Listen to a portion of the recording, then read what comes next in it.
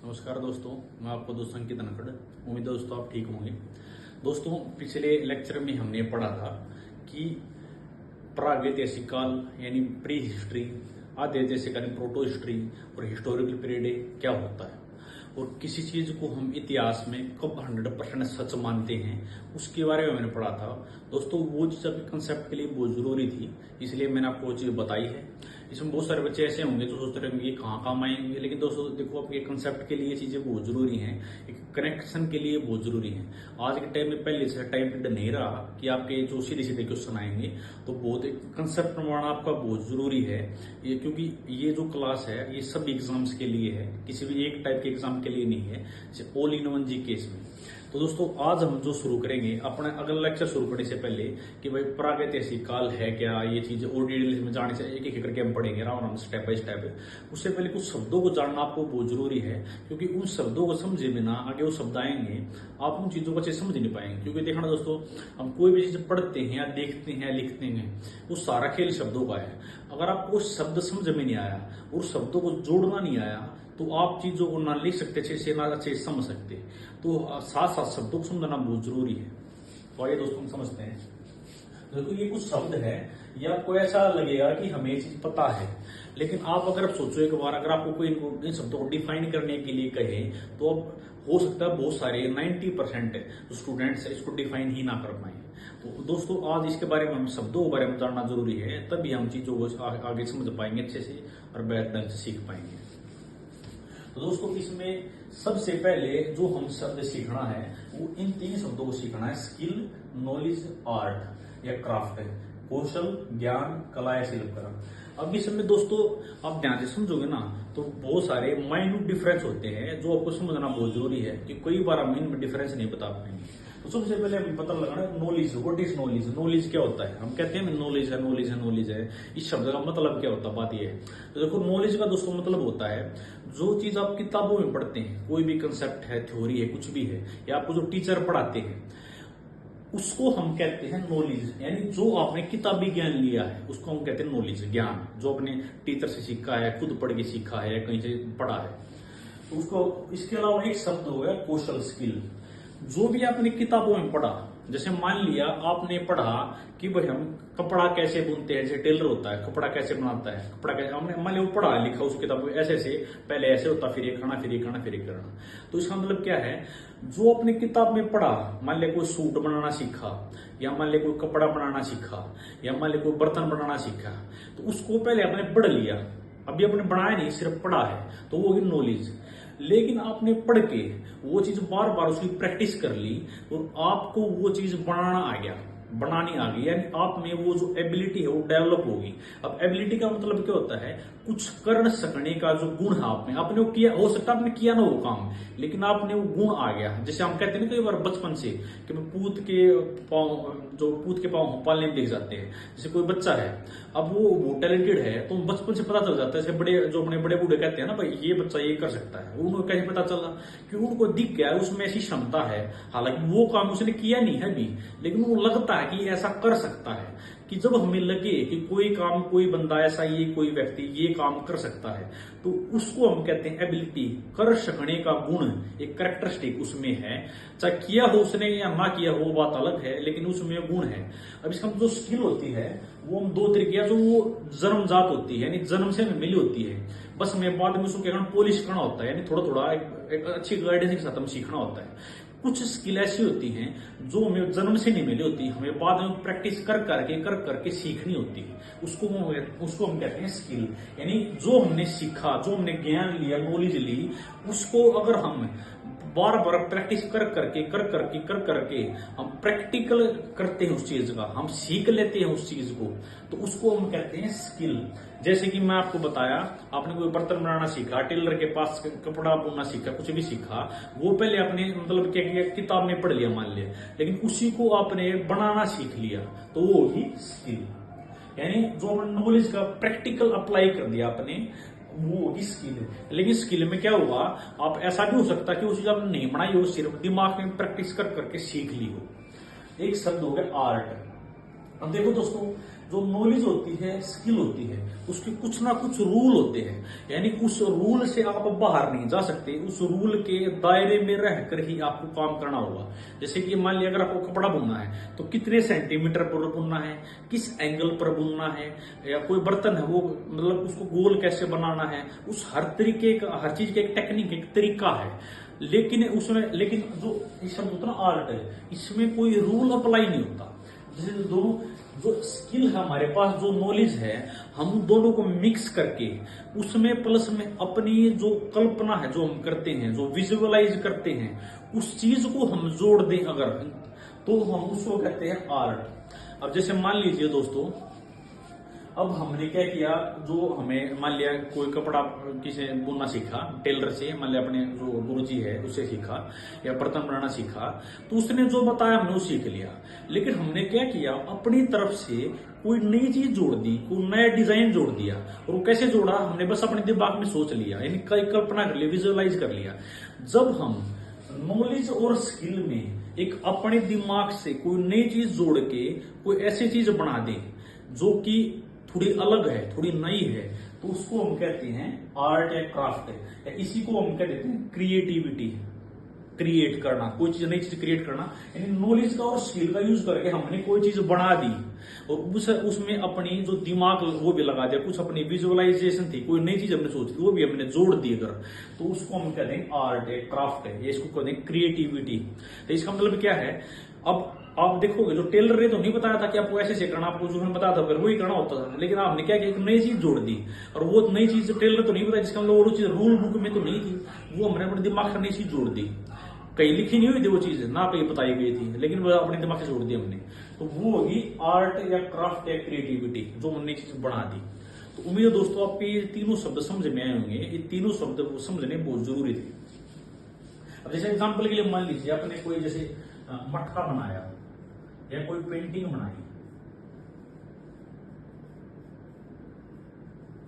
अब मान लिया जो मटका जिसने बनाया, मान लिया उसने जो सीखा होगा, तो जो सिखाने वाले ने बताया होगा कि आपको ऐसे इतने एंगल पर गोलाई देनी है, इतना गोल करना है, इससे ज्यादा गोल नहीं करना है, या फिर इतनी इसमें लाइन बनानी है, या इस एंगल पर ये काम करना, मतलब एक तरीका बताया, ऐसे ऐसे आपको करना है, उससे अलग कुछ नहीं करना, अलग कुछ करोगे तो चीज गलत बनेगी। ठीक है, तो अब उसने वो चीज सीख ली बंदे ने, लेकिन उसने क्या किया, अपनी तरफ से उस मटके पर नई डिजाइन बना दी, तो वो होगी क्रिएटिविटी, यानी कोई नई चीज अलग है। वो कहां से लाया, और दिमाग से सोच लिया उसने बस अपनी तरफ से, और वो चीज क्या हुआ, जो सिखाने वाले को भी अच्छी लगी, यानी वो चीज चल गई। तो इसका मतलब क्या है, उसने वो चीज क्रिएट कर दी अपने दिमाग से नई चीज, और उसको नॉलेज और स्किल तो पहले थी, प्लस उसमें एक चीज अपने विजुअलाइजेशन जोड़ दी, अपनी कल्पना जोड़ दी। तो उसको इसका मतलब ऐसे पेंटिंग होगी। अब पेंटिंग में जैसे सिखाने वाले ने क्या बताया होगा कि भाई आपको पेंटिंग ऐसे बनानी है, इतने रंग देने हैं, यहाँ पे ये डिजाइन करना है, ऐसे से बता दिया, अपने पूरे रूल बता दिए उसने। लेकिन आपने क्या किया, उसमें अपना नया दिमाग लगा के अपने कल्पना कर ली, विजुअलाइज कर लिया, उसमें क्या किया, एक नया रंग जोड़ दिया, एक नया डिजाइन बना दिया, और वो तो उसने बताया नहीं था। इसका मतलब क्या है, आर्ट क्या है, रूल से अलग है, ये रूल से परे है। इसमें जरूरी नहीं कि हम रूल ही लगाएं, हम नई चीज इसमें अपनी तरफ से ऐड कर सकते हैं। आर्ट का ये सबसे, और मतलब नई चीज ऐड करते तो कोई नई चीज क्रिएट होगी या पहले से अलग चीज क्रिएट होगी, तो उसको हम कह देते हैं आर्ट या क्राफ्ट। तो उम्मीद है दोस्तों में एग्जाम्पल से आपको समझ में आए होंगे तीनों शब्द। अब दोस्तों बात आती है कि ये शब्द होता है टेक्नोलॉजी। अब बात आती है टेक्नोलॉजी क्या होता है। अगर आपसे कोई कहे भाई टेक्नोलॉजी क्या है, तो आप क्या बताओगे, बात ये है। तो देखो दोस्तों, टेक्नोलॉजी का सिंपल सा मतलब क्या होता है कि जो भी हमने सीखा है, जो भी हमारे पास स्किल है, अगर हम उसका इस तरीके से यूज करें कि उससे इंसान, जो मानव है, इंसान है, या अपनी पृथ्वी है, और इसमें जो जीव जंतु हैं, जानवर है, पेड़ है, पौधे हैं, या फिर मेनली तो हमें मतलब मानव की बात करते हैं, बाकी चीजों की आज बात करने लगे, पहले इतना नहीं करते थे, तो सभी का भला हो, सभी का अच्छा हो, सभी के जो नहीं जीवन लाइफ है जो और बेटर हो, हम कुछ ऐसा कर दे, अपने ज्ञान का, अपनी स्किल का यूज करके कुछ ऐसा बना दें, या कोई ऐसा काम कर दे, तो उस चीज को हम कह देते हैं नॉलेज। और जो देखो दोस्तों, सॉरी टेक्नोलॉजी, तो तकनीक, तो अगर हम देखें टाइम के साथ हमने क्या किया है, जो भी हमारे पास अब नॉलेज कैसे आती है, नॉलेज आती है पढ़ने से या फिर एक्सपीरियंस से। पहले के जमाने में लोग इतने पढ़े लिखे तो थे नहीं, तो एक्सपीरियंस उनके पास धीरे धीरे नॉलेज आती है, जो देखते रहे समझते रहे। क्योंकि पहले जो जो लोग आदिमान होते थे वो शिकार करते थे, अपने शिकार करके अपना मतलब जो पेट भरते थे। इसके अलावा आप देखोगे जो फूल पत्ते है, फूल वगैरह है, फल वगैरह, उसको खा पी कर अपना टाइम पास करते थे। लेकिन उन्होंने नहीं, जो अपने जो अनुभव, जो एक्सपीरियंस मिला है, उसके आधार पर उन्होंने क्या किया, कोई नई चीज तो बनाई होगी। अब वो क्यों बनाई होगी, ताकि उनकी जो समस्या है वो हल हो जाए, या उनका जीवन थोड़ा सा आसान हो जाए, पहले से मुश्किल ना रहे। तो ऐसी जो प्रोसेस होती है, जो सिचुएशन होती है, उसको हम कहते हैं तकनीक। अब इन्हीं हम अपनी समस्या को खत्म करने की कुछ जो नई नई चीजें बनाते हैं, वो उसको हम कह देते हैं तकनीक। अब देखो दोस्तों, जैसे एक शब्द होता है टेक्निक। इसे टेक्निक का मतलब होता है काम करने का तरीका, नए नए तरीके ईजाद करना, ताकि हमारी जिंदगी, हमारी जो लाइफ है, हमारे जो काम हो पहले से आसान हो जाए। अब देखो दोस्तों, इसी टेक्नोलॉजी के आधार पर भी हम क्या करते हैं, अपने हिस्ट्री के टाइम पीरियड को 3 पार्ट में बांटते हैं। जैसे हमें उसमें पहला होता है पाषाण काल। पाषाण का मतलब होता है पत्थर, ये पैलेलिथिक एज। यानी हम इसके बेस पर भी हम क्या कर सकते हैं, हिस्ट्री को हम तीन पार्ट में बांट सकते हैं। इसके बेस पर भी या कई भागों में बांट सकते हैं। अब बात, क्योंकि देखो दोस्तों, अब हर समय पर कई चीजें यूज हुई, तो हम अलग अलग चीजों को कई आधार पर, कई बेस पर हम बांट सकते हैं, ब्रेक डाउन कर सकते हैं। अब इसी टेक्नोलॉजी के बेस पर हमने क्या किया, जो टाइम जैसे हम बताएं प्रागैतिहासिक काल, आद्य ऐतिहासिक काल और ऐतिहासिक काल, 3 पार्ट में बांटा था। ऐसे ही हम उसको अलग अलग नामों से, हम प्रागैतिहासिक काल को हम पाषाण काल भी कह सकते हैं, यानी पत्थर का काल।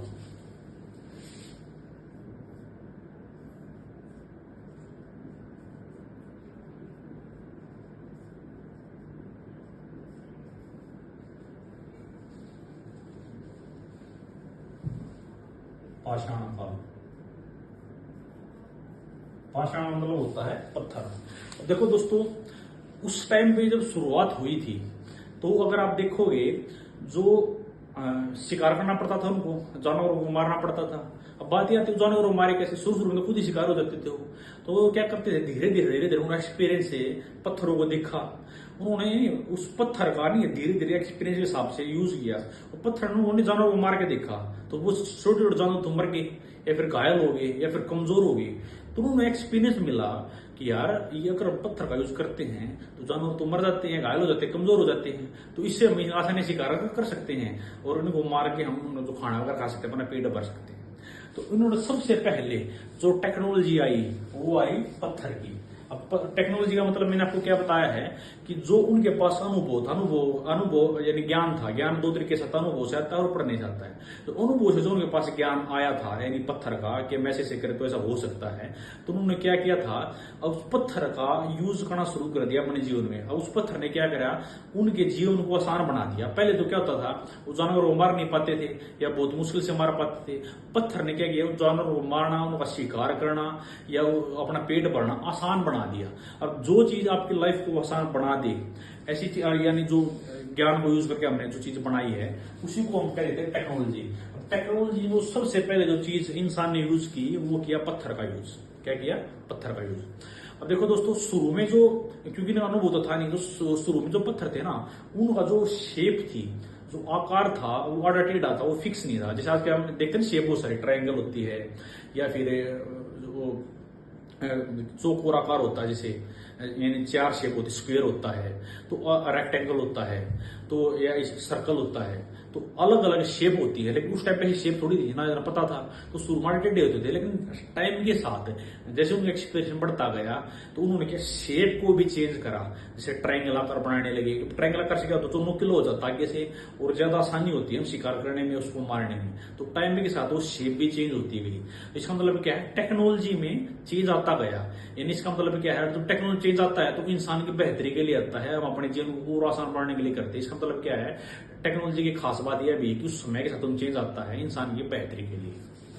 तो दोस्तों, उम्मीद है आपको चीज समझ में आएगी। देखो दोस्तों, प्रागैतिहासिक काल के बाद आद्य ऐतिहासिक काल, तो उसको हम कह सकते हैं, उसको हमें ये 2 पार्ट में बांट सकते हैं। उसको हमें जो सबसे पहले जो सिंधु घाटी सभ्यता है, उसको हम कह सकते हैं कांस्य यानी ब्रोंज एज। अब ब्रोंज का मतलब क्या है कि इस टाइम पीरियड पर कांस्य यानी ब्रोंज को बनाना सीख लिया गया था या फिर उसको डिस्कवर कर लिया गया था। और उसमें किसी काल का ही एज के ब्रोंज एज, इसका मतलब क्या है, उसका बड़े लेवल पर यूज होना शुरू हो गया था। इसका मतलब क्या है, पहले जब जो पत्थर यूज होते थे उन पत्थर का यूज कम हो गया, उसकी जगह हम ब्रोंज का यूज ज्यादा करने लगे अपने कामों करने के लिए, ताकि हमारी जो दिक्कतें हैं वो ना हो, हमारी लाइफ बेटर हो। और इसके बाद जो वैदिक सभ्यता है उसमें आया आयरन एज। उसमें सबसे पहले आयरन एज नहीं आया। वैदिक पीरियड को दो भागों में बांटते हैं, एक होता है अपना वैदिक पीरियड, एक होता है पोस्ट वैदिक पीरियड। वैदिक काल यानी जो 1000 बीसी से लेकर अपना 600 बीसी का होता है, और 600 बीसी से लेकर उसके बाद यानी 1500 से लेकर 1000 बीसी तक अपना वैदिक पीरियड होता है, और 1000 बीसी से लेकर 600 बीसी तक अपना पोस्ट वैदिक यानी उत्तर वैदिक काल होता है। अब देखो दोस्तों, जो उत्तर वैदिक काल होता है उसमें हम आप देखो लोहे का यूज करने लगे थे, तो वैदिक संस्कृति को हम कह सकते हैं आयरन एज। इसका मतलब क्या है, बड़े लेवल पर आयरन का यूज होने लगा था। तो इसका मतलब क्या है, पहले टेक्नोलॉजी देखो, पहले पत्थर आए, फिर ब्रोंज आया, फिर आयरन आया। इसका मतलब क्या है, ये टेक्नोलॉजी समय के साथ बदल दी गई और हमारे जीवन को उसने बहुत आसान बना दिया। तो इसको हम कहते हैं टेक्नोलॉजी। उम्मीद आपको समझ में आया। टेक्नोलॉजी के आधार पर हमने अपने टाइम पीरियड को 3 पार्ट में बांट लिया। तो दोस्तों, हमारे जो ये जितने भी शब्द हैं, उम्मीद आपको समझ में आए होंगे। अब हमारे जो ये शब्द बचे हैं, और ये 3 शब्द एनवायरमेंट, इनको हम दोस्तों अगली क्लास में समझेंगे। तो उम्मीद है दोस्तों आपको क्लास समझ में आई होगी। तो अगर समझ में आई तो लाइक करना, शेयर करना, सब्सक्राइब करना। धन्यवाद।